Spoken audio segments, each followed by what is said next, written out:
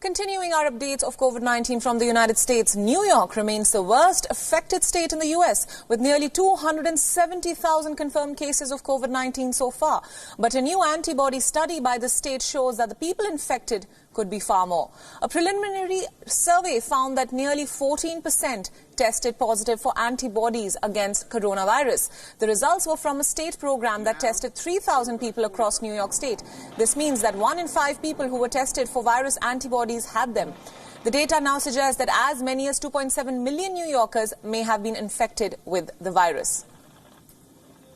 If the infection rate is 13.9%, then it changes the theories of what the death rate is if you get infected. 13% of the population is about 2.7 million people who have been infected. If you look at what we have now as a death total, which is 15,500, that would be about 0.5% death rate.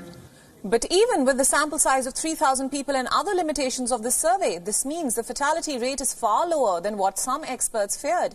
The accuracy of the antibody testing has also been a major question. Now remember, antibody tests are intended to see whether the person has built immunity to the virus. They do not test for the virus itself.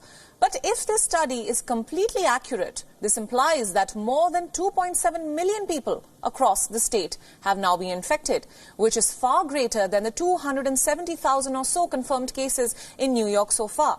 New York is currently using the antibody test only to track changes in the infection rate.